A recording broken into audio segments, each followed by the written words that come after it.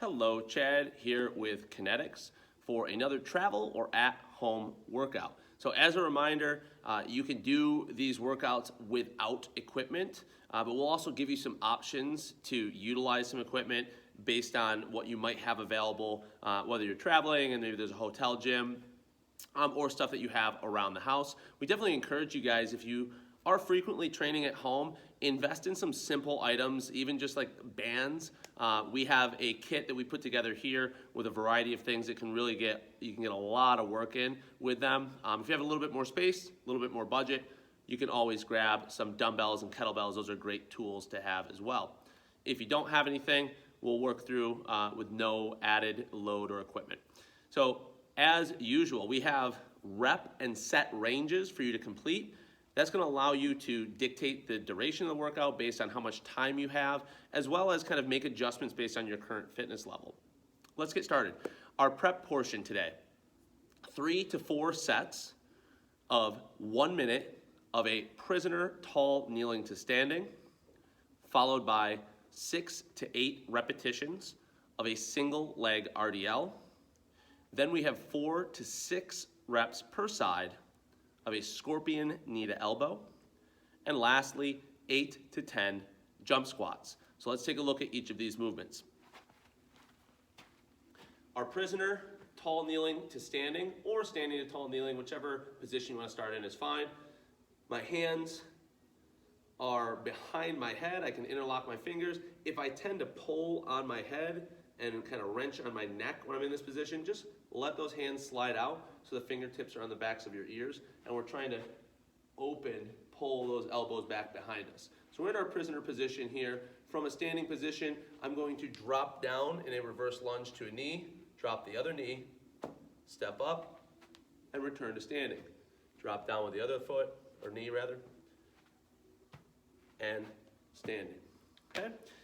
Some options on this: if you're feeling froggy, you can come out of that prisoner position, and you can certainly load this up if you do have access to a kettlebell or a dumbbell, and holding that, and it's the same exact movement. I'm gonna step down and come back up. Again, with our loading, I can hold it in the front rack position, I can go overhead, I can offset it on one side. Just make sure that you switch about halfway through. But we got a minute of that prisoner tall kneeling to standing. After that, we have 6 to 8 reps of a single leg RDL. So bracing through my belly, I'm going to lift that opposite leg, hinging at the hip, and then come back, okay? I like to allow a slight knee bend in the leg that I'm lifting, and I hold that knee bend in one position the whole time, okay? It just helps me stay a little bit more stable and keep my hips square. You can certainly straighten that leg as you come up. That's absolutely fine. The priority here is that the movement stays at the hip. So I'm not getting here and then reaching towards the floor with my back, okay? Everything moves at the hip, okay? If I want to load this up, I can do so with a band anchored underneath my foot. I can do so with holding a dumbbell or kettlebell in my hand, okay? Movement remains the same here and standing back up. All right, so I can load that up if I want to as I progress through my warm-up. 6 to 8 reps per side there. After that, we have 4 to 6 reps of a scorpion knee to elbow.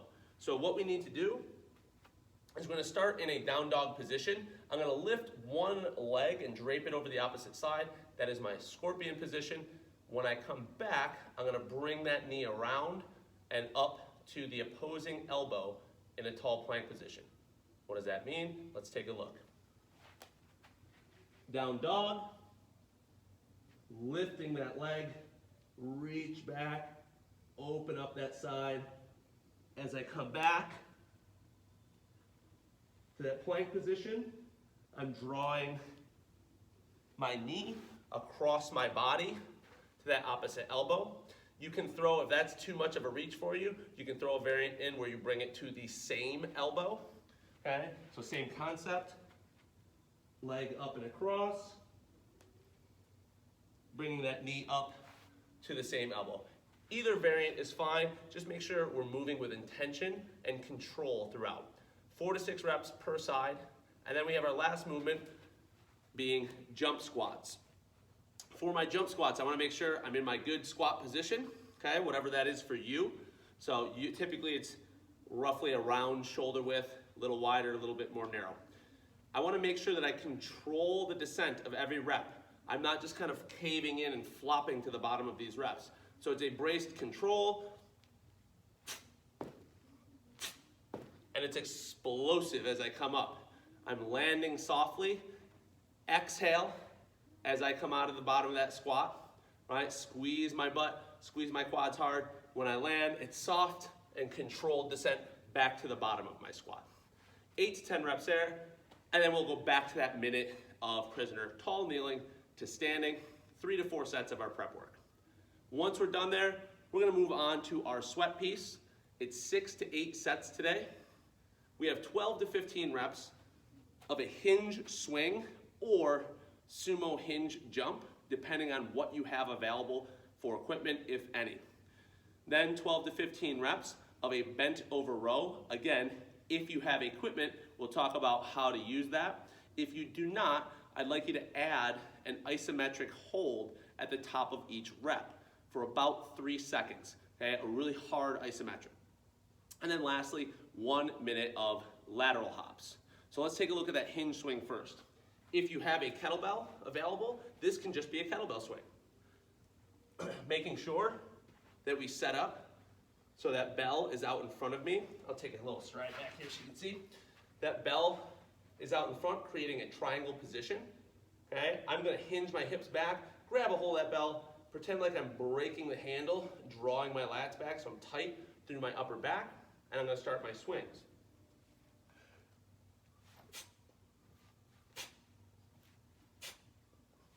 Keep in mind, we put the bell down the same way we picked it up. We exhale upon hip extension, so when I straighten my legs and my hips, we breathe out, and we let that bell float out of the hip, and then let it fall back to the hip before we hinge for the next rep, okay? I'm not trying to actively pull with my arms to get more height out of the bell. Wherever it floats to is where it floats to. If you don't have a kettlebell, but you have access to dumbbells, you can do a variety of different swings here, okay?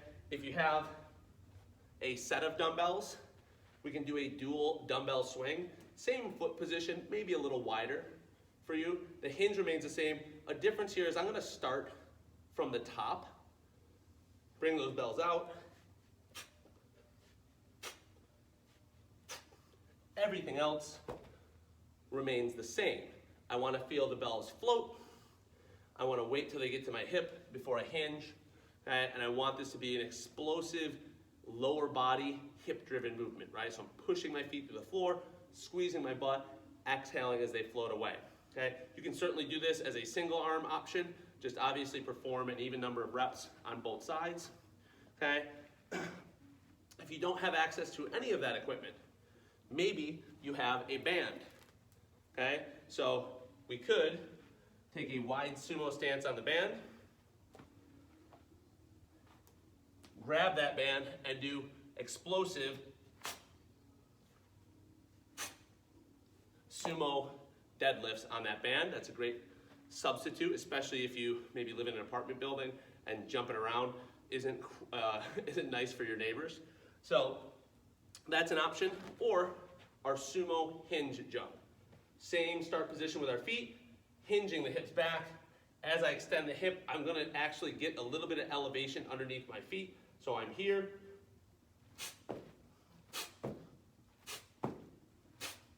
Similar to our jump squats, only this time we're not gonna squat down. We're gonna push our hips back and we're gonna hinge. Lock those hips out, elevating off the floor, okay? Once you have 12 to 15 done there, we move on to our bent over rows. So nice hinge position. If you have no equipment, we're just gonna get into that hinge position. I'm going to make a fist in both hands, keep my shoulders down and back, and I'm gonna pull actively and intentionally into that position, hold for a full 3/1000 hard isometric contraction. So squeezing those shoulder blades together as hard as you can for about 3 seconds, lower back down, right? So again, if you don't have any load, it shouldn't just be this, right? Intentional brace, pull back, hold, doing 1,000, 2 1,000, 3 1,000, and release, okay? If you do have some dumbbells or kettlebells, you can certainly grab those, follow that same movement pattern, right? Worry a little bit less about that isometric hold at the top, okay? Just a momentary pause to show that you have control and lower back down. If you have a band, you're just gonna anchor your feet on the band, use the outsides of that band as handles, hinge, and row. Okay? 12 to 15 reps there. Last movement that we have are lateral hops. If you have something to jump over, you can certainly use that, maybe a dumbbell, maybe a book or something you have available, whatever works. Okay, and we're just hopping, trying to stay reactive here. So I'm not landing, waiting, right? I want to try to stay quick on my feet. If you don't have anything to jump over, that's fine. You can still simulate that same movement, maybe just a line on your floor. Okay, might be a little bit lower of a jump and a little faster.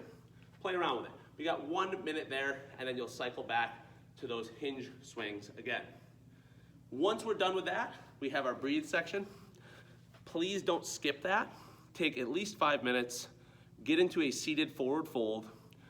If you want to use a band or a strap or a belt or something to help kind of hold you into that position so you can breathe into it, we certainly encourage you to do that, but it should not be a strenuous stretch, right?